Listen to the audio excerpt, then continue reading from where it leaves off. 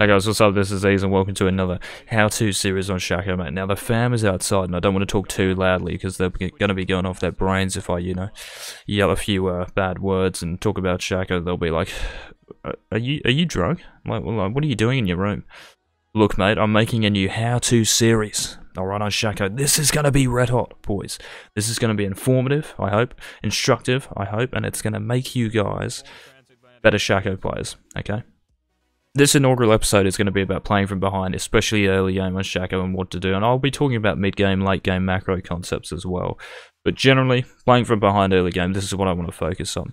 So what does it actually mean from playing from behind? Well, it basically means you're playing with a deficit in gold and XP, or one of them. It's most often both, though.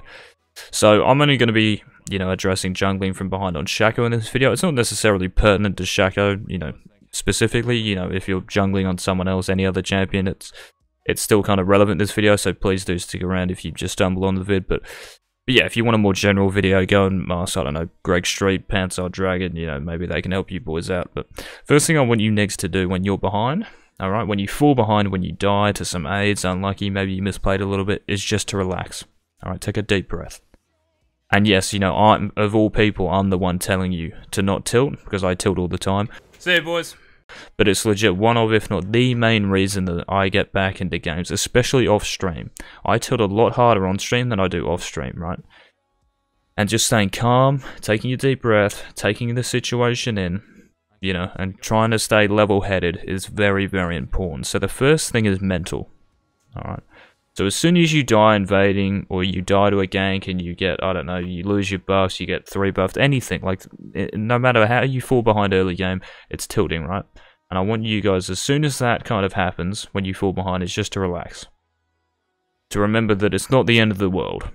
Okay, every game is kind of recoverable, and if you can influence it, which you definitely can, then you should be looking to do the things that you can to fucking, turn the situation around, alright? So my initial reaction to dying here is red buff. Okay, as we see here, so I'm doing it, he flashes over, he's obviously got a ward on it from his bot lane. The red buff was on 460, so I couldn't smite it, it would be on like 60, 70 health. I try and fake him out with EQ. I should have gone over, maybe I would have survived, but I'm not sure, it would have been a close one. But I end up dying. Alright, that's the thing, and my initial reaction right here, you might be able to hear it through the game audio, is I'm getting ghosted, because I was streaming, or why can't my top laner just watch the invade so Zinzao doesn't take my red? What I should have done, however, my initial reaction should have been, how could I have played that better? And the reason, or the answer, I guess, is I should have told Trundle to help me take that red buff. I should have asked Trundle to help me there. Take it, because he does, what, like 700, 800 damage to that red buff. We do it, we get out nice and easy, no worries, right? But I didn't. I end up doing it on my own and risking it, and I die because of it.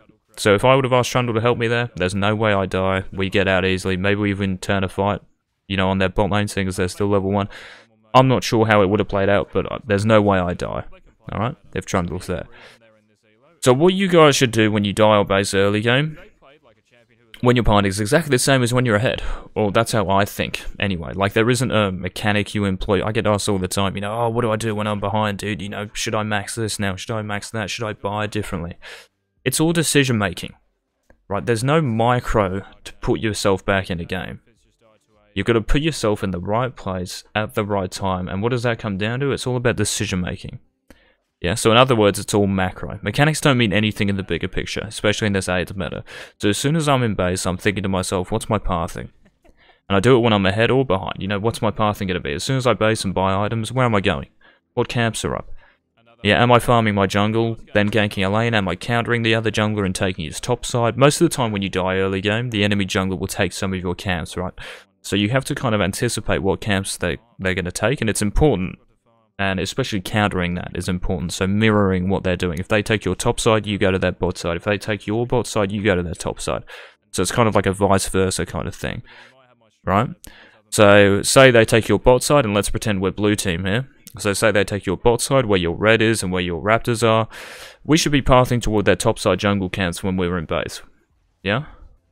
So it's about mirroring the other jungler, because otherwise, we're going to have no camps to farm when we go there, and they're going to still have all their camps up, and they're going to have a massive XP lead, right?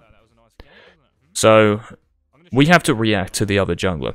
Yeah, and that reaction is an important decision when we die fall behind early. So our pathing at a base is determined by many things. Lane positions, and as you see before I actually got a kill on Annie, that was just knowing that Fizz and... not Annie, sorry, the Kassadin.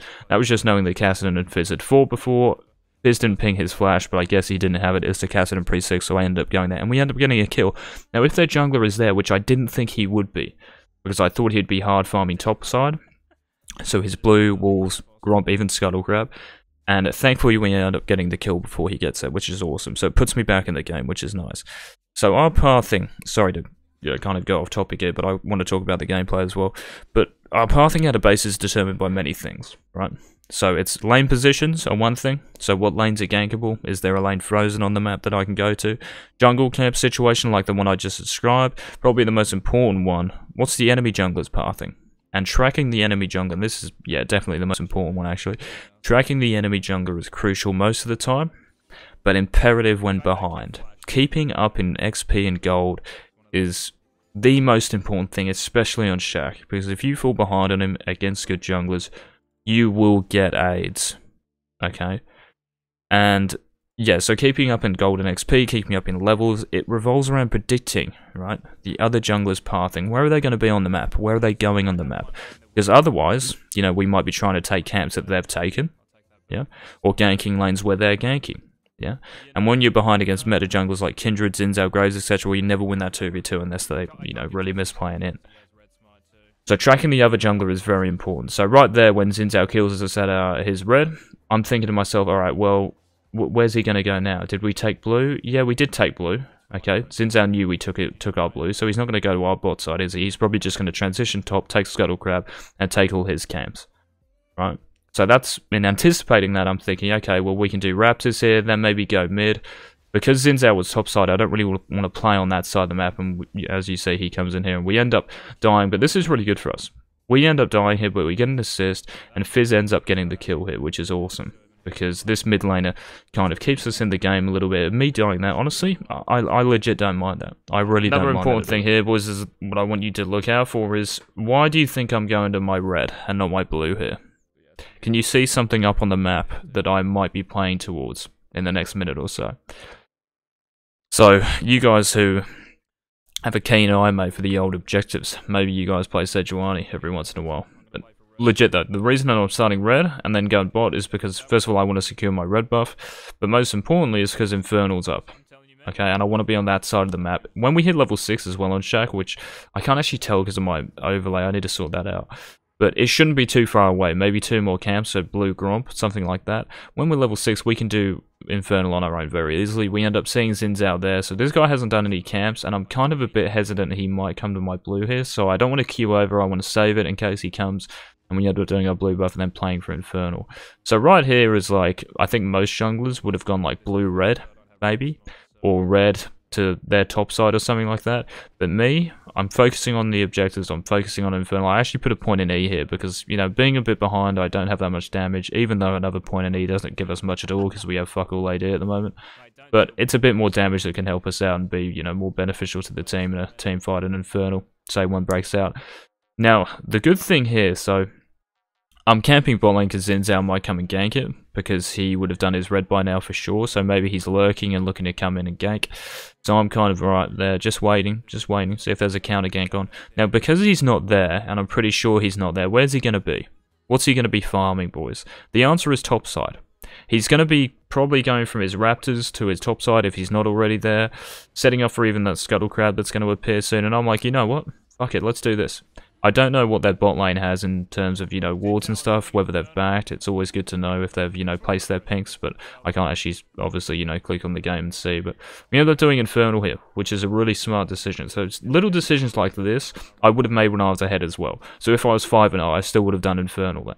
Maybe invading Zinzao as well, but doesn't really matter. It's just the right thing to do at the right time, whether you're behind or you're ahead. Okay, if you can do it and there's an opportunity, you end up doing it. And getting that Infernal is very nice. As you see, Zinzao's now top. So my prediction that he's gone from red to his blue buff and securing his top side was right. We get a free Infernal because of it. So tracking the Zinzao there enabled me to get that Drake. Alright? Very important. And playing from behind, like, that's not the reason why I did that Infernal. The reason is because I tracked that Zinzao. and anticipated where he's going to be. Doesn't matter if I have an extra longsword in there to do Infernal. No, it doesn't. If you can do it and there's an opportunity to do it, you end up doing it. Alright boys, hopefully this was a useful, informative video and that you took something from it. I want you guys to remember the things that I said, and I'll probably put them on the screen now so that you guys remember them.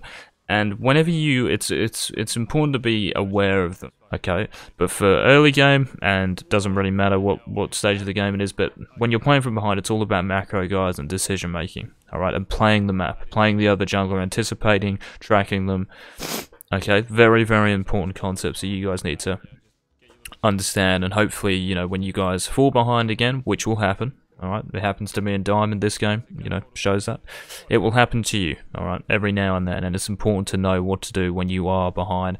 It's all macro, alright, it's all about that decision making and putting yourself in positions that can get you back in the game, alright, and tilting is not one of them. The mental aspect is important, and then after that it's about macro, and being, you know, in the right place on the map, anticipating where the other jungler is going to be, ganking the right lanes, okay? Hopefully you guys enjoyed though. Please leave a like, please comment what was your favourite part of the video, whether you thought it was instructive, ways I can improve these videos as well. You know, maybe you want to see the head, I'm not sure. But legit though boys, please leave a comment what you want to see more of and all that stuff, and please leave a like because I put a bit of effort into this video and I think it ended up alright. Alright guys, take it easy. Peace.